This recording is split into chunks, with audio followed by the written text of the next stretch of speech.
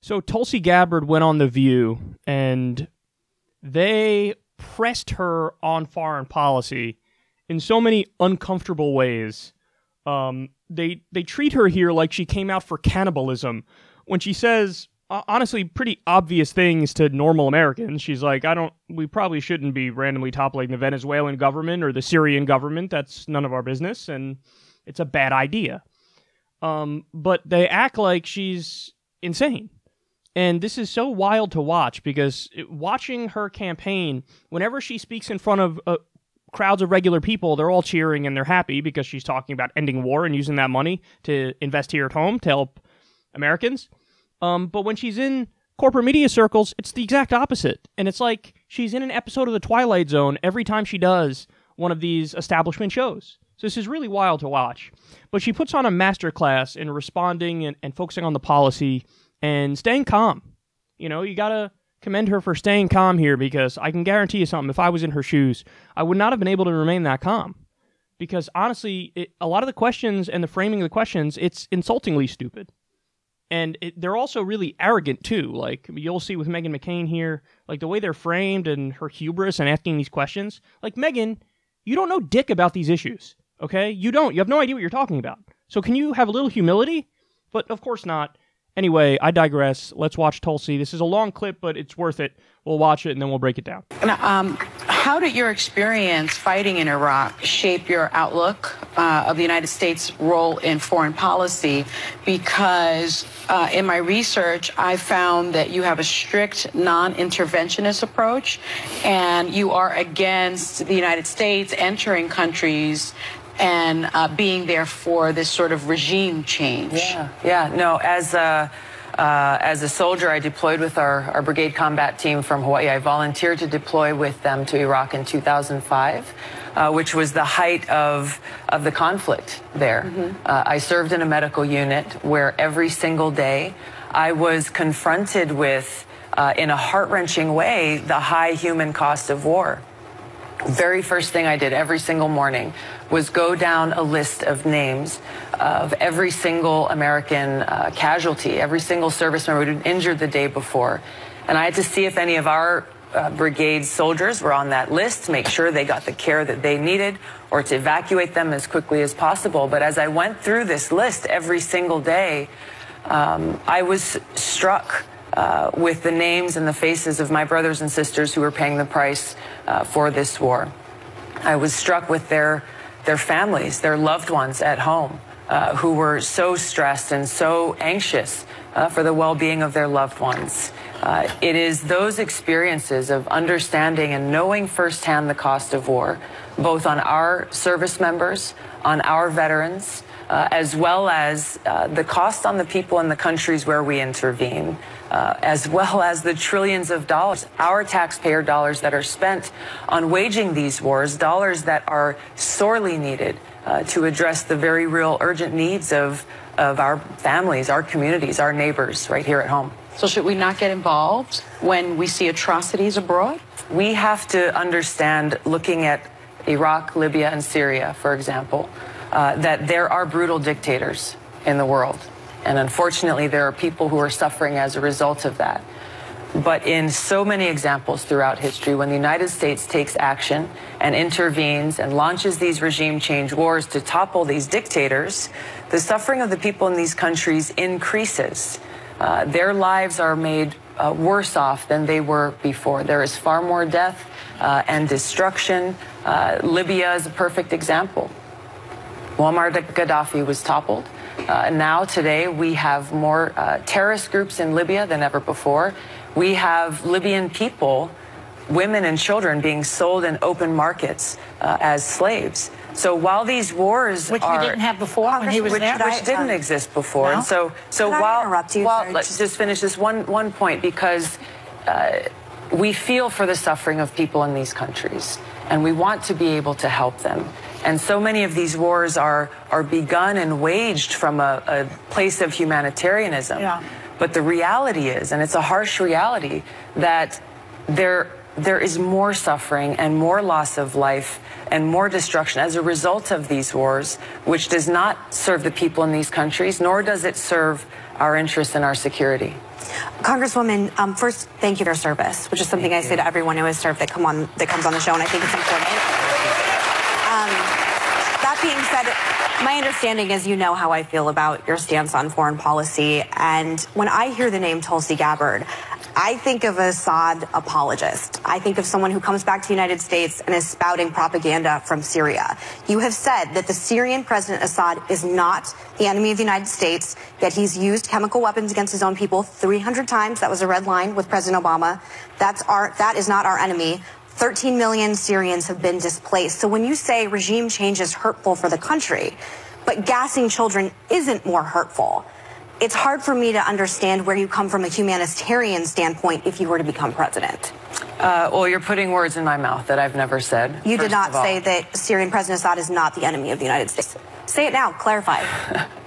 The issue here is how can we help alleviate the suffering of people? Just really one moment. Is he an enemy of the United States? An enemy of the United States is someone who threatens our safety and our security. There is no disputing the fact that Bashar al-Assad in Syria is a brutal dictator. There is no disputing the fact that he has used chemical weapons and other weapons against his people. There are other terrorist groups in Syria who have used similar chemical weapons and other weapons of terror against the people of Syria. This is an unfortunate thing that wrenches at every one of our hearts. This is not something I'm disputing, nor am I apologizing or defending these actions. My point is that the reality we are facing here is that since the United States started waging a covert regime change war in Syria, starting in 2011, the lives of the Syrian people have not been improved. Their well-being has not gotten to a better place. Their suffering has not decreased. It has increased. In addition to the fact that Al-Qaeda is stronger in Syria today than ever before. So not only are we dealing with the fact that this regime change war we've been waging in Syria has not helped the Syrian people, it has made their lives worse off. It has also undermined our national security, leaving us in a place where Al-Qaeda is a stronger threat there than they ever have been before. Tulsi, and Iran has greater influence in Syria than ever before. Tulsi, you and I know each other, and you and I have had these discussions and arguments over text and over phone. I've told you how much, yes, how we disagree. People text, right? I'm not. How we disagree on this issue. We've had it on the phone as well. I'm very troubled by the tweet about Venezuela that you've put out. We've talked about that. What Maduro is doing to the people of Venezuela. There's over 3 million that have been displaced. People are starving. He's not allowing humanitarian aid in. He is a thug. He is a dictator. He is corrupt. And I am very supportive of what the United States is doing right now, leading the solidarity and support of freedom-loving Venezuelans and putting sanctions, economic and sanctions. Why are you so against intervention in Venezuela? Not military intervention, but what we are doing. Because every time the United States, and particularly in Latin America, has gotten involved in regime change, using different tools to enact that regime change, there have been both short and long-term devastating impacts. If there are ways that we can work with surrounding countries to try to get humanitarian aid into people there, then we should be doing that. But for the United States to go in and choose who should be the leader of Venezuela, that is not something that serves the interests of the Venezuelan people. That's something that they need to determine themselves. But the U.S. is not choosing who's going to be the leader of Venezuela. It's millions of Venezuelans marching on the streets. But do you put military intervention on the same level that you put economic and diplomatic efforts? The United States has used both military, CIA, sanctions, and other tools to intervene and enact regime change in countries around the world. Iran is a great example. The CIA led a covert operation to overthrow the government in Iran decades ago in Mossadegh. This led to decades upon decades of hardship and suffering and authoritarian governments, and has led us to the place where we're dealing with many challenges today from Iran. We're going to come back with more from you because I think you have more to say on this than you should. I'm just wondering if this particular position that you take is going to be a popular one in the Democratic Party. This is a position that I have found many Americans appreciate and understand because we understand that every one of us is paying the price for these regime change wars that are not helping people in these countries, and they're counterproductive to our interests at home. I believe Trump said something similar when he was running. Did he not? Am I wrong about that? He may have, but the problem is he has not carried through. No. He has gone back and has broken his promises. All right, so that was actually really great. They just had a really long, almost a 10-minute conversation about foreign policy in the middle of the day on a major network on a really, highly watched show.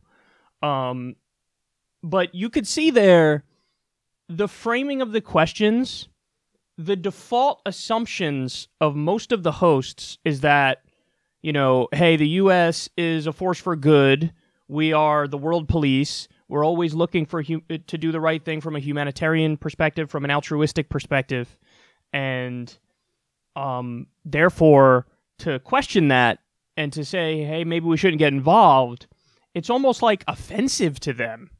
To them, it's almost like saying, hey, if there's an assault or a rape going on in, pick a city, I don't care, Philadelphia, that the Philly police shouldn't get involved. That's like their default assumption about the U.S.'s role in the world. And that is wildly disconnected from what the American people want, as Tulsi points out there at the end. Just to give one example, there was a poll done in 2013. There's a reason I keep citing this poll, because I haven't seen a new poll since then. They asked people, hey, do you want to stay in the war in Afghanistan? Only 17% of Americans said they want to stay in the war in Afghanistan. That means it was a majority of Democrats, a majority of independents, and a majority of Republicans who were like, let's get out. What are we doing? So that's the feeling, that's the sentiment among the people. But it's weird because the only people who get hired and rise through the ranks in the major networks and on the 24-hour news networks like CNN and MSNBC and Fox News, they all have the opposite opinion. It all goes back to, I hate being a fanboy and bringing this up endlessly, but I bring it up because it's true and it's prescient. Noam Chomsky's manufacturing consent. It's not that there's a smoke-filled backroom conspiracy where you get all the news people together and you're like, "Mwahaha, you will not bring up when the U.S. does bad things." Mwahaha. No, it's that the filtration process is the hiring process. So you're only going to pick people who are not going to rock the boat and who are going to more or less present a view of the world that falls right in line with the establishment and the powers that be and the status quo. And so Tulsi Gabbard, it's like, oh shit, we got one of our own in there. And now they're able to directly respond to all this nonsense. And again, it's like an episode of The Twilight Zone because she's calmly, deconstructing all of their terrible points. And most of them, it's just like, it's like fucking talking to a brick wall. It's not going anywhere. But it is landing with the people. That's for damn sure. So let's break this down. First of all, look at the question. The first question: should we not get involved when we see atrocities abroad? All right, listen. We often do the atrocities. See, that's like a naive framing. Should we not get involved when we see atrocities abroad? Oh, you mean like when we're arming and backing and propping up the rogue terror regime in Saudi Arabia as they massacre women and children in Yemen and starve them to death? Should we do regime change in Yemen, in Saudi? Is that what we should do? Like this notion of, well, I mean, obviously we should get involved when we see atrocities, right? Again, as Chomsky says, you are responsible for what you do. So you know what we're responsible for? Saudi Arabia's atrocities because we arm them and we fund them. Israel's atrocities because we arm them and we fund them. You know who we're not responsible for? Syria and Bashar al-Assad's atrocities. We don't arm them. We don't fund them. We fund the jihadist rebels in many instances. So we do bear some responsibility for when they do atrocities, and they do. But you want to stop terrorism around the world and you want to stop atrocities? Very simple way. Stop participating in them. Stop doing drone strikes that, over 90% of the time kill innocent civilians. That's one thing you could do. Stop pumping arms into the Middle East, whether it be to Saudi Arabia, who then arms Al-Qaeda on the ground in Yemen as well. So that's the approach you take. The approach you take is we need to stop arming bad governments, bad actors like rebels in Syria, and then you'd get a giant cut in the amount of terrorism almost overnight. And, you know, like Ro Khanna and Bernie Sanders, they led the way. By the way, I see I have the wrong graphic again behind me. This is becoming a habit. But Ro Khanna and Bernie Sanders, they're the ones who actually stopped atrocities. And how did they do it? They passed a bill and successfully did it to stop the U.S. arming and backing Saudi Arabia in Yemen. They cut off our support of Saudi in Yemen. Now, it's likely that President Trump is going to veto that, but that's what stopping atrocities looks like. To get involved in Syria and to get involved in Venezuela, that is not what stopping atrocities looks like. In fact, fucking John Bolton is on the record on Fox Business Network saying it's about the oil. That's why we want to go into Venezuela. They sit on the world's biggest oil reserves, and we're in contact with, you know, our oil companies, and yeah, that's what this is about. They're fucking saying it. Later on in the show, we have another story. Andrew McCabe, former FBI director, he said, we were in a meeting in 2017 with Trump, and he said, why don't we do a war with Venezuela? They have a lot of oil, and they're right in our backyard. So they're saying it, and fucking dipshits who don't know anything are on The View like, why shouldn't we get involved to stop atrocity? It's not about stopping atrocities. Oftentimes we commit the atrocities. Jesus, okay. So, another point which I have to bring up in every video on foreign policy because it's a devastating point is we back 73% of the world's dictatorships. So it's not an argument to say, oh, there are brutal dictators. Yeah, and we back 73% of them. So to say that's a reason in and of itself to topple a regime, no, it's not. And if anything, that's an argument for us to stop backing those regimes, not to get involved in one we're not affiliated with to topple them. And then finally, listen, I love that she brought up the Libya example. I don't know if she brought up Iraq there, but that's another example you can bring up. Every time they reference, oh my God, look at Assad's crimes. You say, yeah, I know. We saw in 2002, we were talking about Saddam's crimes. And you know what? Still, toppling him was the wrong answer.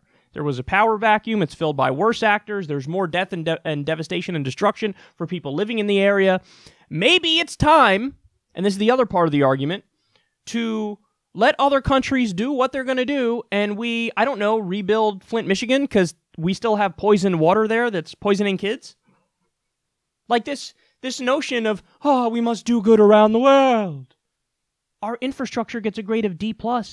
We have, it's not just Flint, Michigan, by the way, that has poisoned water. It's a bunch of places. I know because we've covered it on the show. Flint's the one that actually at least sometimes makes the news, although it doesn't make the news nearly as much as it should.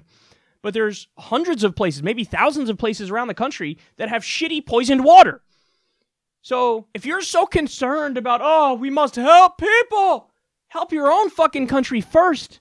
Upgrade our infrastructure. Upgrade our water system. I mean, we have a resurgence of hookworm, which is a third world disease in rural Alabama. That's according to the UN. And you're concerned about helping Venezuelans, but actually you're not. That's the point, is you want the fucking oil. And Elliot Abrams is a guy who's in charge of Venezuela. Elliot Abrams is a guy who in the 1980s was famous for doing fake PR stunts where he pretends to send in food and help, but in reality, the cargo is filled with weapons because they're trying to arm right-wing militias to violently overthrow their respective governments. He did it in Guatemala. Now, in this case, he's doing it in Venezuela. And John Bolton, this fucking maniac, bloodthirsty neocon lunatic who was one of the key architects of fucking Iraq. Now, all of a sudden, we're supposed to believe he has a humanitarian reasons to get involved in both Iran and Venezuela, because they're also trying to do regime change in Iran now, for those of you who don't know. And by the way, now they're adding, Nicaragua, I think, to the list. Yesterday, John Bolton was tweeting like, oh, the Nicaraguan government. You want to talk about bad governments? John Bolton, you are the perfect example of this. You have blood on your hands. You're a war criminal. How many deaths is John Bolton responsible for pushing for the Iraq war relentlessly? John Bolton was in the government that did torture, taking away due process and habeas corpus. He's part of the government that did an offensive illegal war against a country that didn't attack us, and it's against international law. The UN said, no, you can't do this, and they did it. So you want to talk about rogue regimes? What about your fucking punk ass? How about that? Should Iran or I don't care, you pick the country. Russia or China or fucking New Zealand have the right to say, well, you're a war criminal and you're still in charge, so the U.S. is a rogue regime and you guys violate international law, so now we have to come topple your government. No, it shouldn't work like that. But for the logic is out the door when it comes to the United States, and these cackling fools who are the hosts on The View think we have the right to do all this stuff. No. International law does not apply to us. The Magna Carta, the Constitution doesn't apply to us. We can do whatever we want. And then we're going to scold and look down on and be condescending to a true patriot who, by the way, you know that this ideology is deeply embedded in the establishment, the pro-war ideology, because Tulsi Gabbard has all of the, honestly, the outs that usually work on the establishment types. So what do I mean? She's a woman, she's a minority woman, and she's a veteran. Usually, on those three things alone, mine shut off and we'll listen to you, you're holy.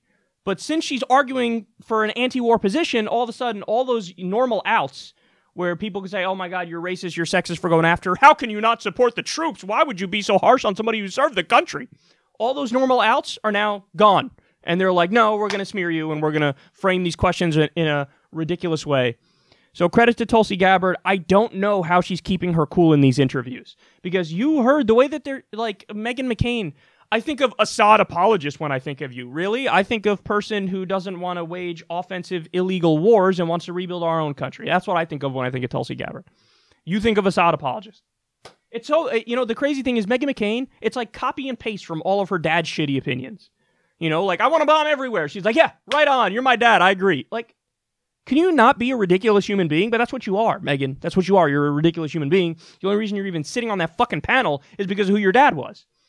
So, Tulsi Gabbard, don't know how she stayed calm, but she did, so credit to her. And by the way, final point I want to make on this is, listen, everybody knows, I'm sure Tulsi knows and everybody knows, I'm a Bernie Sanders guy. That's who I'm supporting in the 2020 election. I've not hidden that fact. And the point is, I agree with him more on policy than any other candidate. Now, that doesn't mean that Tulsi Gabbard and Elizabeth Warren aren't close. They are close. But Bernie Sanders is still number one on my list. Now, having said that, what you guys need to understand is this. Tulsi Gabbard, in order to get into the debates, she needs a certain number of donors. So it doesn't go by the amount of money you raise. It goes by the number of donors that you have.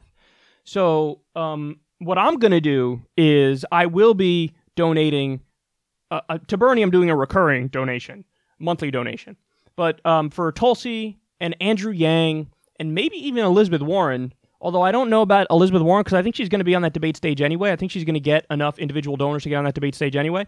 But for Tulsi and for Andrew Yang, just to be on the safe side, I'm gonna donate to them so that they have that extra donors that they can then get on the debate stage, because I want to see Andrew Yang's big thing is universal basic income. Now, I have massive disagreements with him on other issues. I think he's too pro-deregulation in many respects. He's got this thing on his website about how he wants to do an automatic sunset on all regulations after a certain amount of time. I think that's crazy. He has some weird ideas that I would categorize as anti-First Amendment. Now, having said that, he puts front and center his belief in UBI. I agree with UBI, so I want him on the stage making that argument. So I will be trying to get Andrew Yang, Tulsi Gabbard on the debate stage. And again, Liz is a different example. I think for sure she's going to get enough donors to get on there. But if it looks like she's not, then maybe I would donate to her as well. But Bernie's who I'm supporting, but I will be donating to Tulsi and Andrew Yang as well, because I want to see them on that debate stage, because I need somebody making the case for UBI in a very strong way. That's what Andrew Yang is going to do. And I need somebody making an unapologetic anti-war case, and that's what Tulsi Gabbard will do. Now, it's not that Bernie's not anti-war. He is. I think Bernie's foreign policy is overwhelmingly positive.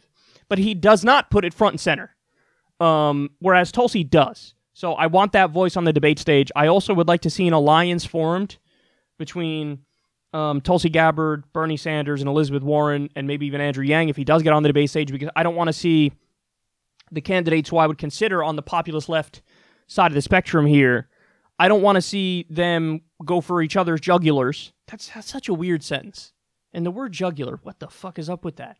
But I don't want to see them go after each other. I would rather see some sort of an alliance formed against the people who we know are more corporatist. So, but anyway, Tulsi Gabbard, great job on The View. And credit to her for continuing to plow forward with this, even though she's going to get smeared relentlessly.